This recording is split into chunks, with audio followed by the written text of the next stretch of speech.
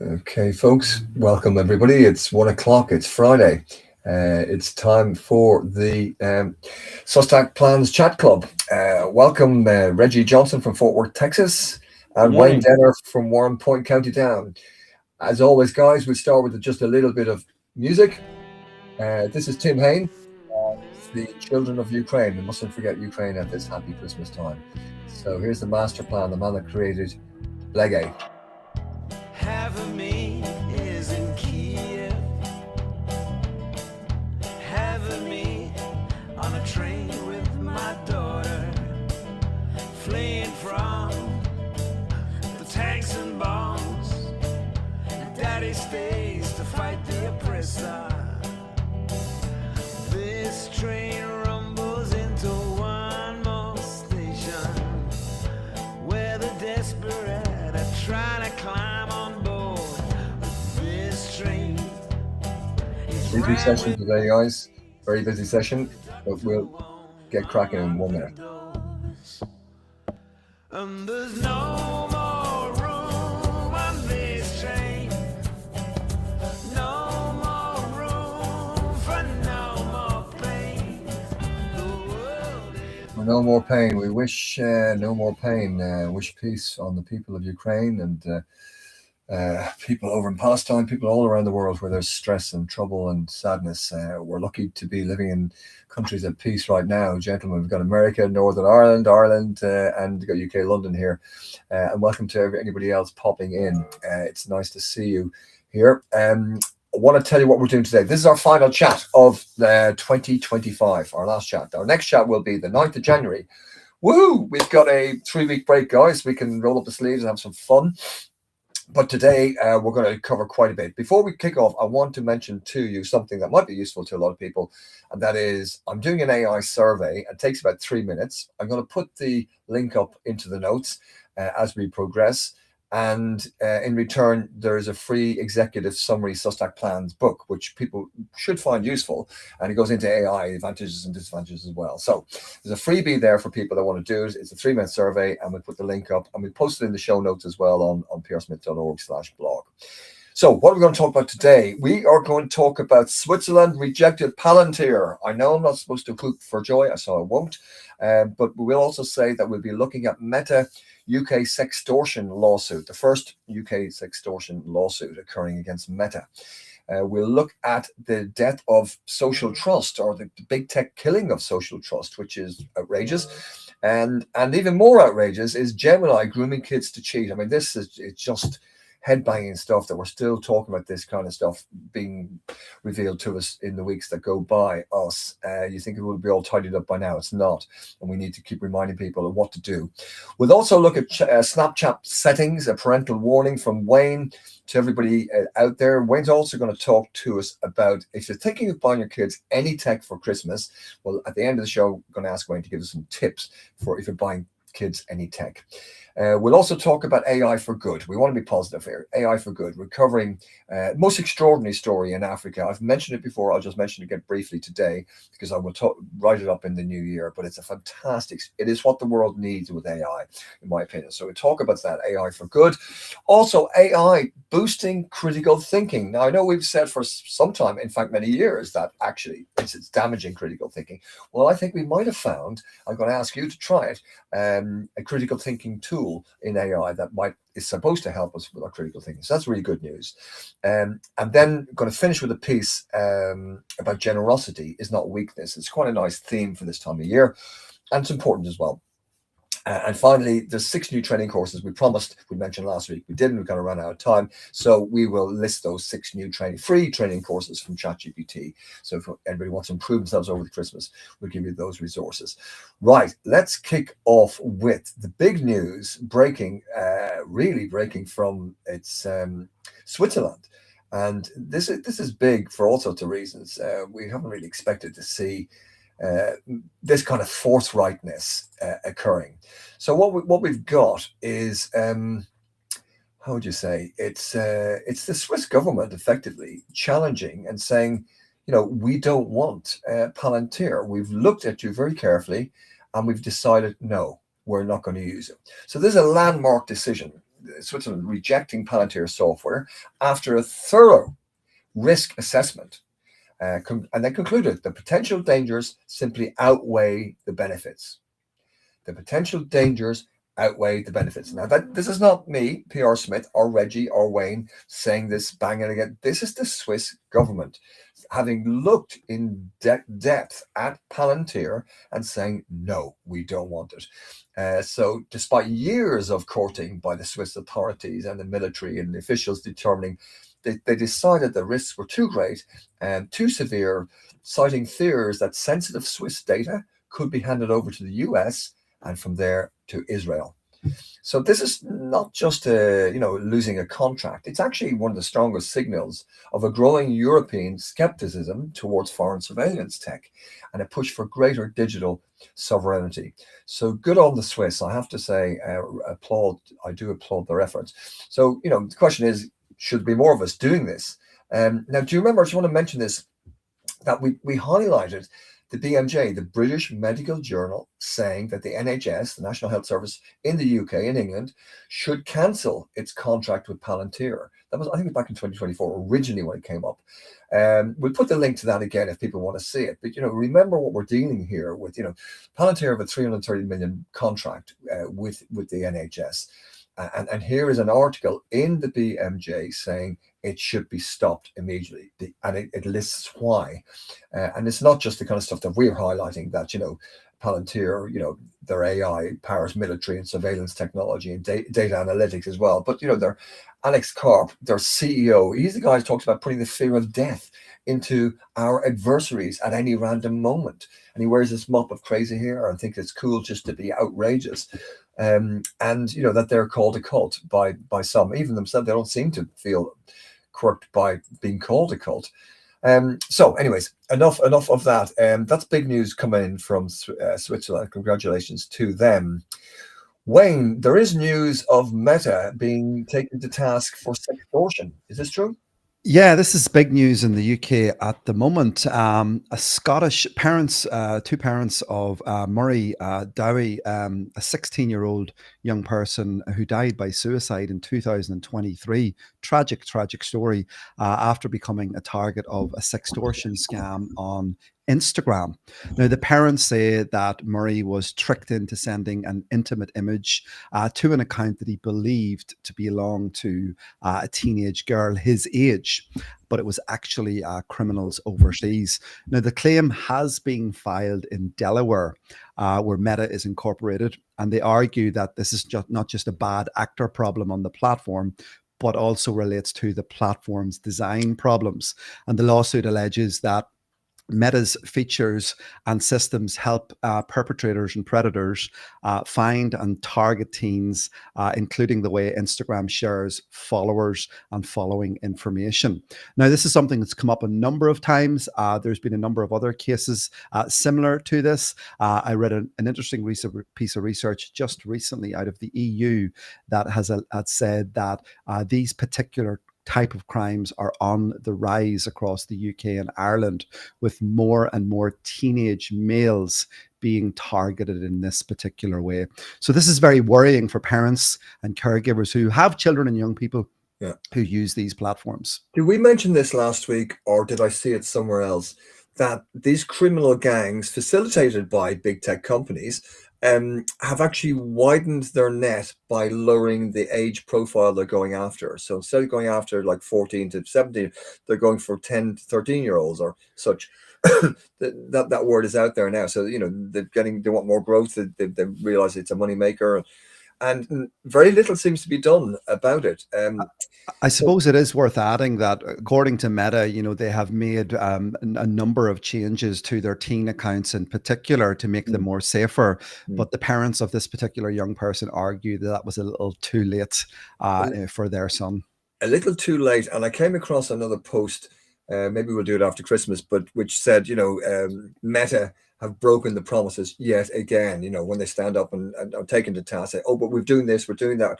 But actually, do they really? Maybe they do some of it, but does it work? Have they made it work? Have they, is it stopping it? Is the ultimate question. There's the acid test. So let's keep an eye on that, Wayne, and I let us think, know. Yeah. I think it's just really important if you have kids, talk to them about sending intimate images over the internet. It's really something they shouldn't do, whether it's to classmates or to people that they think they know who they're talking to, that could be anybody. Yeah. It's just a bad idea because people can share them, they can upload them, they can end up anywhere. And I know we have deep fakes now, but it's just something to talk to your kids about. Yeah. Tell them not to do Yeah. that because there's so much potential danger. And now we see kids getting trapped into thinking suicide's the only way out Yeah. when a extortion scammer tells them they're going to share these intimate photos with their whole family and everybody else, and they're going to be humiliated and their life's going to be ruined. And they make it into a poor movie as well, and then send it to the poor kid and say, now look, we have this. It's just awful, and it's still being allowed. So there's work to be done there. We'll keep an eye on this. I think we should keep raising that flag.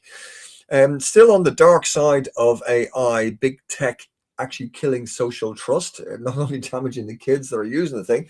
What's this about, Reggie? Yeah, so I think we've seen there's been a lot of issues with trust in society in general. Really, there's been some decrease in trust with let's say opportunistic politicians trying to divide people for the sake of their own gain and mobilizing their own base. We've seen a division between people who are thinking other people are more different than they really are. But there's also a lot of erosion of trust because of what the tech companies are allowed to get away with. I mean, right now, if you're a celebrity or a politician, they can take your likeness. People can take your likeness and make it do whatever they want. And there's not a lot of rules or regulations, and that erodes trust. And there's a push now to from tech companies to grant AI agents the rights of personhood. And I think what a lot of commentators have seen this accurately as is really a sneaky way of absolving themselves of all accountability for the outputs and the harms of their chat tools. So they're saying that the bot is a person, they're saying, who's responsible themselves, not the company behind it. Yes, and that would allow free speech laws to protect whatever the chatbots say, which means there's no accountability. Now, when you think about the fact that the tech companies have a lot of control over what comes out of the chatbots' outputs, think about Musk and talking about white genocide in South Africa and his Grok. I mean, there's a lot of control they have. This seems like a really transparent move to try to get them to avoid accountability, which is something we've seen doing everything they can to avoid accountability, whether it's saying that everybody else's content is fair use, or now whether it's saying that we're not responsible for what our chatbots put out. There's a lot of movement to avoid accountability. And as some commentators have pointed out, this kind of erosion of trust by the tech companies leads us to think that shitification, that term, is maybe the least of our worries. And I will say Adnan Masood wrote an article on Median where he talked about the different legal frameworks around redressing problems from AI. And he argues strongly the preferred strategy is responsible autonomy, maintaining human accountability, transparency and regulatory safeguards, using tools like insurance and audits, and ultimately just do not rush into giving AI legal status akin to people. Keep humans at the center of legal responsibility. And I think I couldn't agree with him more on that. Yes, 100%. Wow, because they could take your image, Reggie, and create you saying whatever they want to say. Well, that's just the bot that did that, even though it stole your image. And it's just illogical. Well, I can see the logic for the tech companies. It's outrageous. It's absolutely. Well, we said this before, so let's keep banging this drum. Okay, a bit more to kind of consider. Wayne, Snapchat settings, parental warning for anybody who's got Snapchat. Yeah, this caught me by surprise last week, Paul, when I was doing some digging around my own Snapchat privacy settings. And I always go in every so often just to see, has anything been updated or anything has been changed? And this is really important for people to understand. As soon as you update an app on your phone, it can come upgraded with some changes to your privacy settings. And if you're not keeping an eye on it, something might be turned on by default. In this case, I went into my Snapchat account, I was digging through my privacy and safety settings, and I noticed that the generative AI option was enabled by default. Now, I didn't enable this, but what this means is that Snapchat can use any of my public content that's on my public account on Snapchat, also anything that's on Snapchat Maps that's public, and indeed anything that I might have shared on the Spotlight Spotlight feature, they can use all of that to train their AI model. Now, there was no opt-in. This was turned on by default. So that's really important for parents to be aware of, because Snapchat is very popular with children and young people, and they're not going to be aware that anything they share publicly could be used to train the AI model. So I'm echoing this to parents: turn that feature off. Okay, so why should they bother turning that feature off? I'm just going to play devil's advocate here for a second. Why bother? So anything that the young person might have indirectly or directly shared publicly without even realizing, because it's easy to do, you can accidentally share. I've done it myself, where I've accidentally posted something publicly on Snapchat without even realizing. It was one of my kids that told me about it. So people can do this very, very easily. And what that means is then that feature is enabled, which it will be enabled, because as soon as you update the app, it's enabled by default. Any of that public content then can be used to train the AI. So your conversations could be used to train AI, or if you exchange pictures or photographs or video. Anything that's public that you have put publicly on Snapchat, whether it's via Snapchat Maps, or indeed you've uploaded to your public profile, or indeed anything you've sent to Spotlight, any public content can be used. Wow, that's definitely a worry, to say the least. Also, I mean, I came across some stuff this week which I found very disturbing with Gemini, and then we posted this video of a mother who was with her child, and the child suddenly, he's doing his homework on his laptop or whatever, and suddenly he goes, "Whoa!" And the mother goes, "What's wrong?" And she rushes over the screen, and he says, "What's this?" And there's this thing kind of waving at him saying, "Do you need help with your really difficult homework? Do you need help with this difficult problem?" And he's trying to do his maths homework. He didn't ask for this. It just came at him. And so he ignored it. He didn't reply. Then it goes back to him and says, "Do you need help? Do you want the answer? Or do you want me to get your work to your teacher? Or do you want me to show your work, your calculations, to your teacher?" Now let's translate that one sentence. Do you want me to give you the answer, or do you want me to show your workings to your teacher? That is, translated is, do you want me to show you how to cheat your teacher? Yeah. For goodness sake, what kind of a company would want to teach kids to cheat? These are criminals, in my opinion. That's criminal activity, to teach a child to cheat. Sorry, it just goes wrong. Anyways, Nikki Petrozzi, she's wonderful. One of her videos picks up this mother, Julie Fruman, and we'll put a link to it. It's just outrageous. And again, she lists places to go where you can alert the school to say that Gemini's using bots. We don't want bots. Take this off the system. So let's get active. Let's do that. Let's not sit back. We have to be active and make these changes. Okay, last bit of kind of semi-negative, if you want, is we've done Snapchat settings. Going to come to AI for good. Snapchat settings we've done. Is actually let's move on to being slightly more positive for a second. This is the story I wanted to tell you, and I've touched upon it briefly a few weeks ago, but I've come across, we're looking for a good use of AI, because we actually believe in AI, but we also can see the abuse of AI, like we've been talking about. So this one is a project called Just Dig It.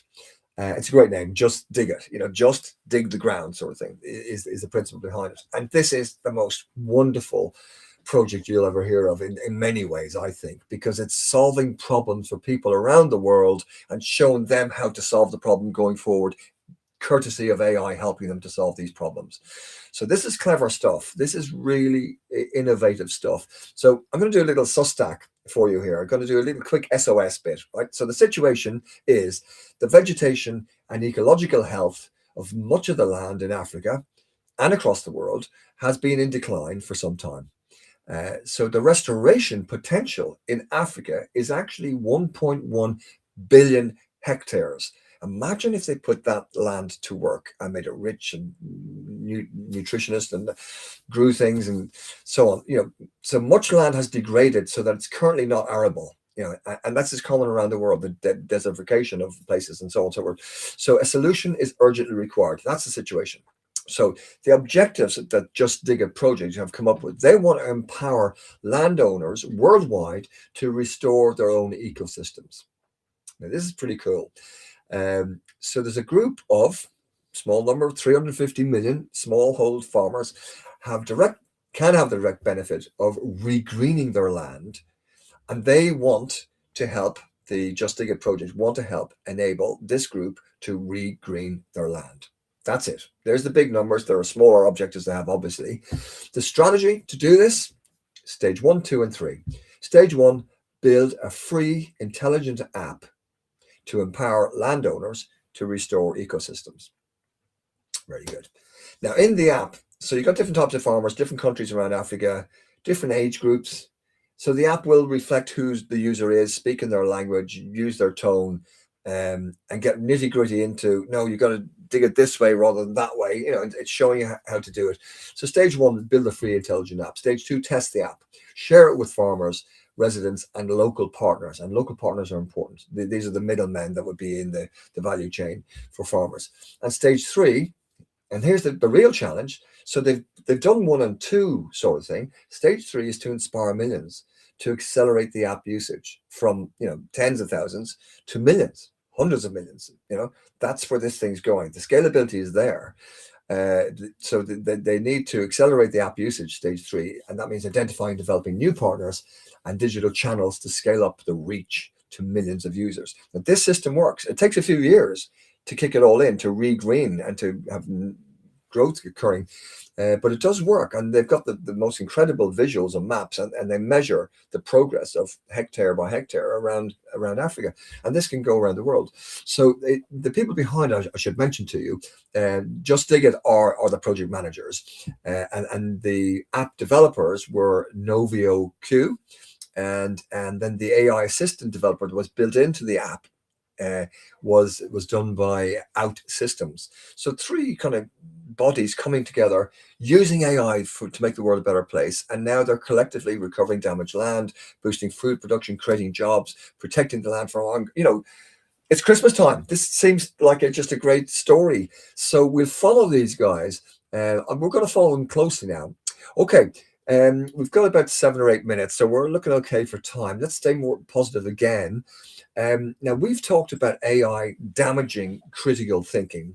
And now, Reggie, I'm going to ask you about AI actually boosting critical thinking. But just before we do, you know, we've talked over the years, we've talked about the dangers of AI dumbing us down. You know, how could it do that? Well, you know, authoritarian politicians are very happy to see the masses being dumbed down. They don't particularly want discussion and debate about political issues. They just want people to say, thank you, Mr. Great Leader. We're very happy with you keeping us nice and dumb and taking all our money and whatever else. So you can see there is an interest in that certain authorities have in keeping us dumbed down. Closing of universities, defunding of universities, all of that. So we've also talked about today Google. Well, it's Alphabet's Gemini, not Google's Gemini. Alphabet own Google and Gemini, don't they? Or Gemini, yeah. So you know, we've talked about them. Prompting kids to cheat actually makes them dumber because it's stopping them from thinking and it's stopping them from learning. So implicit in that is the dumbing down of young students as well that we've been talking about today.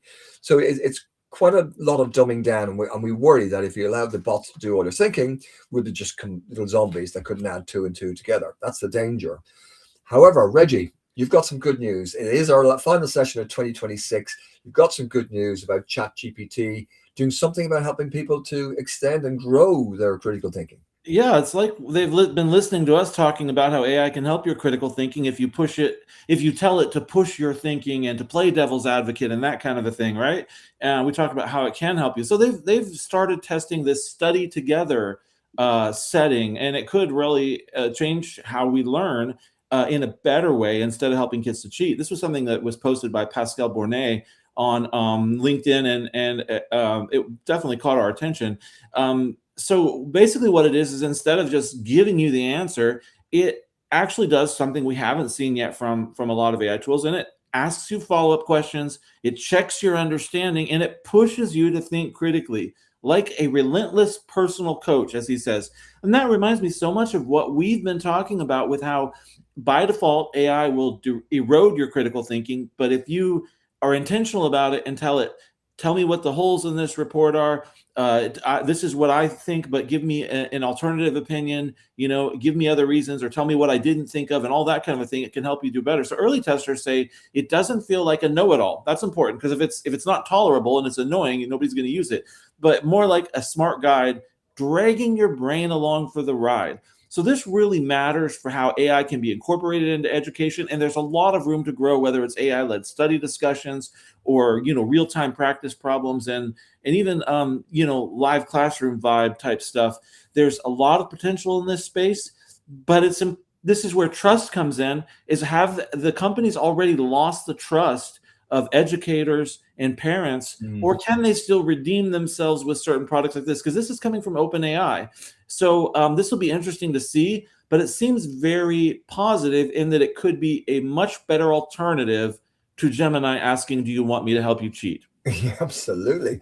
So I wonder if we could put that one out there. We'll put a link to the notes to Pascal Bornet's piece.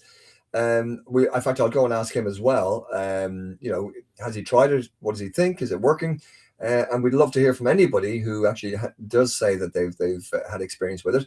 I want to say a quick hello and thank you to Dr. Fatma Baithman for your comments, and that I can see you've been testing various apps and so on and so forth. We will reply at the end when we get after half one, when we finish the show. I will definitely come back and comment back to everybody. Okay, so that's good news. We'll have a look at that.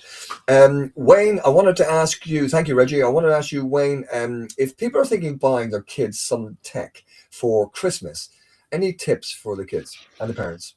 Yeah, no doubt there's going to be lots of new tech landing onto the Christmas tree this Christmas. And I always try to get out ahead of that on the run up to Christmas to try and produce some step-by-step guides for parents just to consider. And I suppose the big thing that sort of jumps out in my mind is asking yourself the question, is my child ready for this technology? I think that's such a critical question to think about and consider.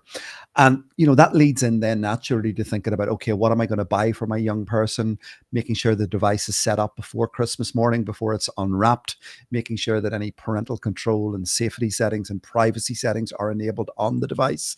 Much of that gets done after Christmas. So what I'm trying to say to our parents this year is take a little bit of time. Once you buy the technology, familiarize yourself with the technology, read up about it. If there are any parental controls and privacy settings, it's really important to enable them before Christmas morning and have regular conversations with your young person. Just like Reggie was saying earlier on, if there's capability there to share pictures and personal information, have that all important conversation around why that's not a good idea and why you want to keep yourself safe when you're using this technology. And fundamentally, and this is the critical part of all of this, if something worries you or concerns you, always remember that I'm here to help you and I'm here to support you. And that's something that we need to instill in our young people, which is so, so important. I really like that. Would you go as far as saying, Wayne, that it's worth saying to the kids, this will probably happen to you. One day you will get a message saying, show me your take your shirt off or whatever, to say it's probably going to happen. Mathematically, it's probably going to happen.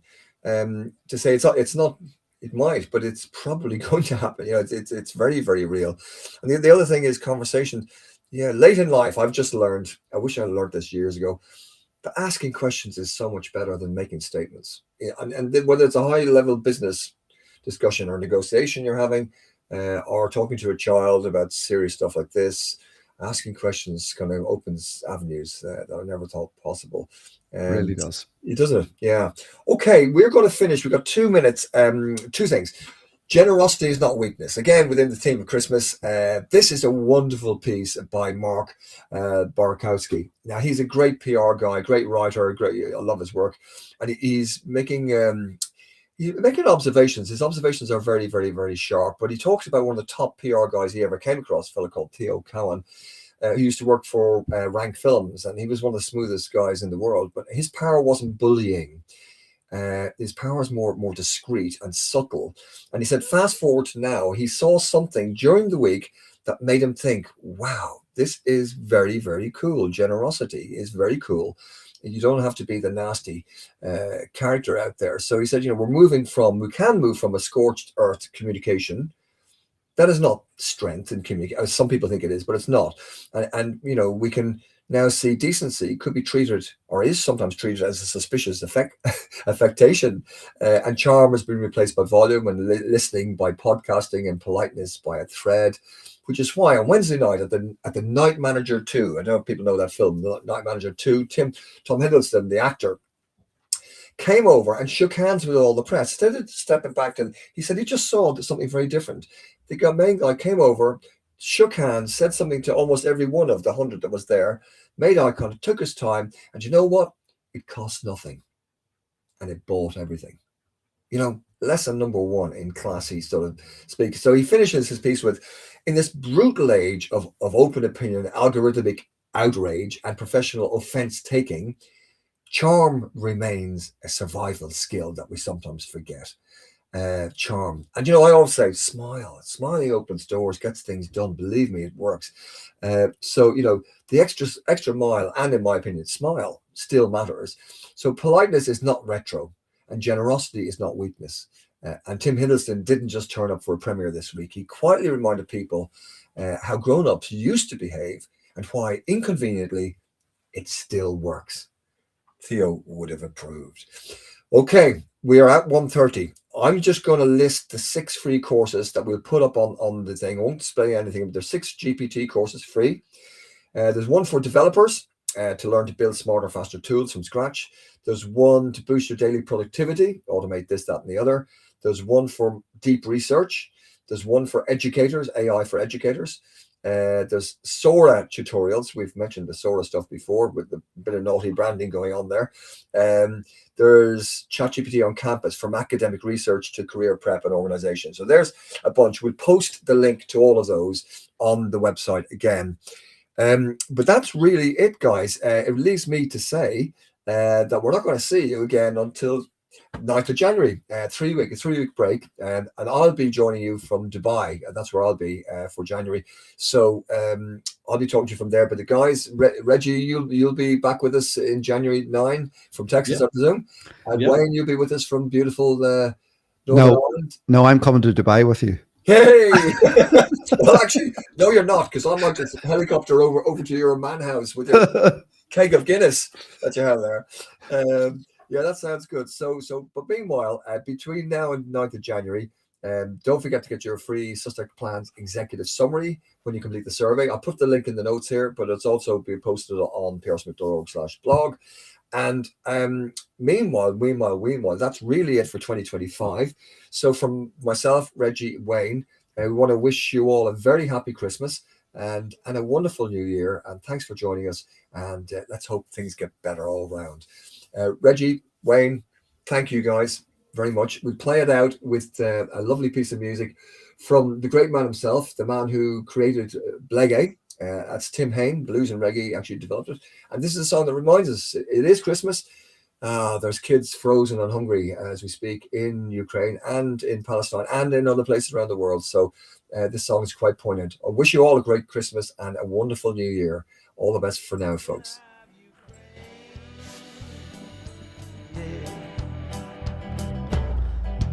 Fear and anger is all I feel.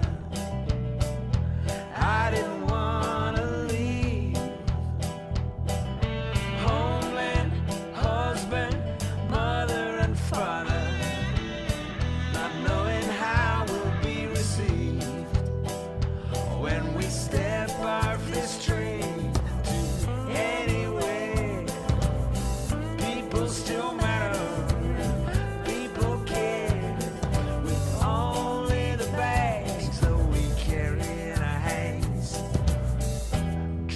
From a sovereign land, and there's no